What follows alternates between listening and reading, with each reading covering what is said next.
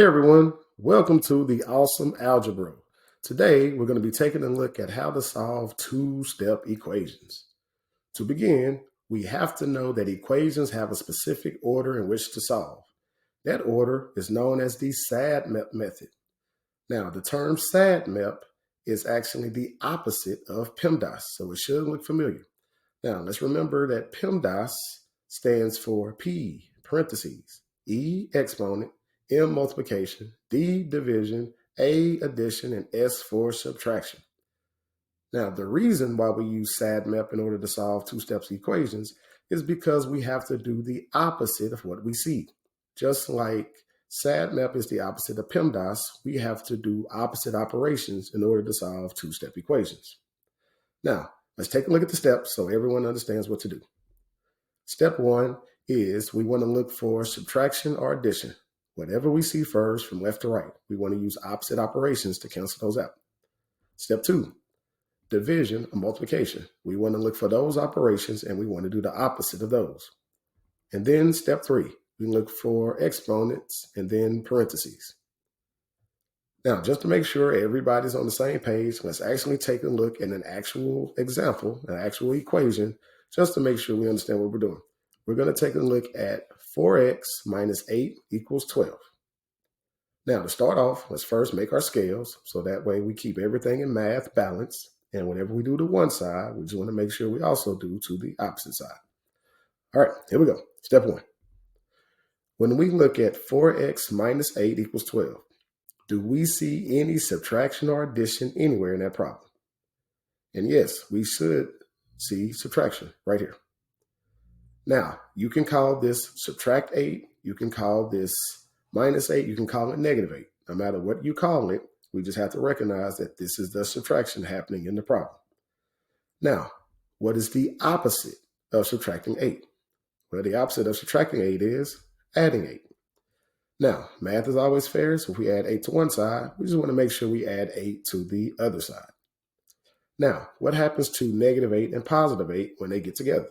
Simple. They cancel each other out. Now, if negative 8 and positive 8 cancel each other out, what do we have left in our equation?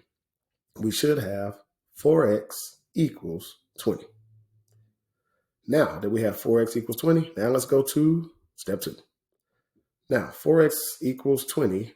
Do we see any division or multiplication in that problem? And if we look, yes, we should see multiplication right here. When you have a number next to a letter side by side, that means multiplication. 4 times some number, some unknown number, equals 20. And that's what we're going to solve for. Now that we see that we have multiplication, what is the opposite of multiplying by 4? Well, the opposite of multiplying by 4 is dividing by 4. So we divide this side by 4, and math is always fair, so we divide the other side by 4. Well, if you have 4 multiplying by 4, then dividing by 4, well, those two things would cancel each other out. So that leaves us, if the two 4s cancel out, that should leave us with x equals 5. Right, now that we've taken a look at that example, let's take a look at some other equations and see if we can solve for those as well. All right, hello everybody. Okay, let's take a look at 3 examples I think are going to help us out very much. Let's start with 3k plus 11 equals 32. All right, first thing I'm going to do is I'm going to make my scale right down the middle so I can make sure both sides are balanced. Okay, we want to look at step 1. Do we see any addition or subtraction? And yes, right here, we clearly can see addition. Okay, what is the opposite of addition? Subtraction. So I'm going to subtract 11 from both sides. So these two things cancel out. Great. Now I have to see, what do I have left? I have 3k equals 21 left over. Now, step 2. Do I see any division or multiplication? But when I look, yes, I do see something. I see a number next to a letter. What does that mean right here? That means multiplication. Well, what is the opposite of multiplication? The opposite of multiplication is division. So divide this by 3, divide this side by 3, And the 2 3s cancel themselves out. Okay, what do I have left? I have left k equals 7. Done. Okay, let's go to the next one. Now, I'll start by making my scale. Now we have x over 2 minus 8. Now, the first step is always the same. Do we see any subtraction or addition?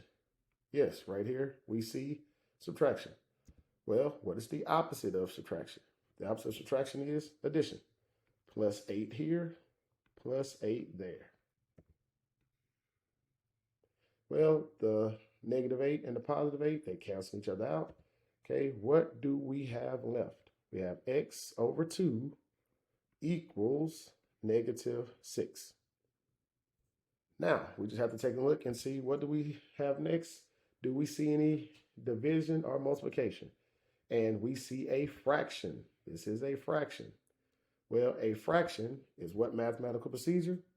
A fraction is division. What is the opposite of division? Multiplication. What's the opposite of dividing by 2? Multiplying by 2. Multiply this side by 2. Multiply this side by 2. The 2 2's cancel each other out. And now we have to ask, well, what do we have left? What we have left is now x equals negative 12. Done. Now, the hardest one of all, I saved the best for last, is this one. This one is extremely tricky, so please focus and pay attention to this one very closely. Now, first step is we're looking for any addition or subtraction. Now, normally, you would look at this. You would say, clearly, this is subtraction. But realize, a number next to a letter means multiplication. This is negative 7p. This is negative 7 times p. This is not the step that we're looking for. We actually want to look somewhere else. We want to look at the next one right here. We want to look at this number. Now, you might say to yourself, but Mr. Townsend, awesome algebra, bro, I don't see anything here that would indicate subtraction or addition. But you must realize, whenever you see a number like this, this is positive 10. This is like saying plus 10. Well, what is the opposite of positive 10? The opposite of positive 10 is subtract 10.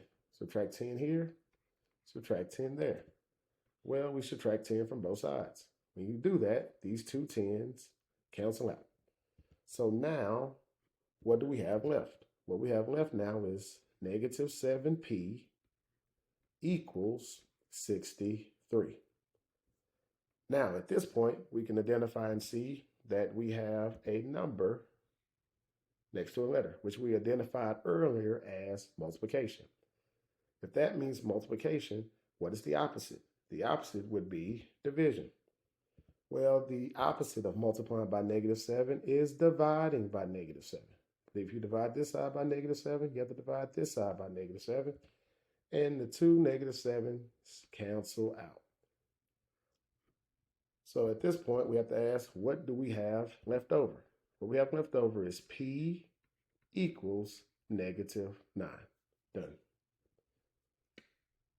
Now, I hope you enjoyed this video, and I hope it helps you in your studies very, very much. Hey, friends. Thanks for watching the Awesome Algebro. Please be sure to like, comment, share, and subscribe for the most awesome algebra tips available. And again, thank you for making me a part of your day.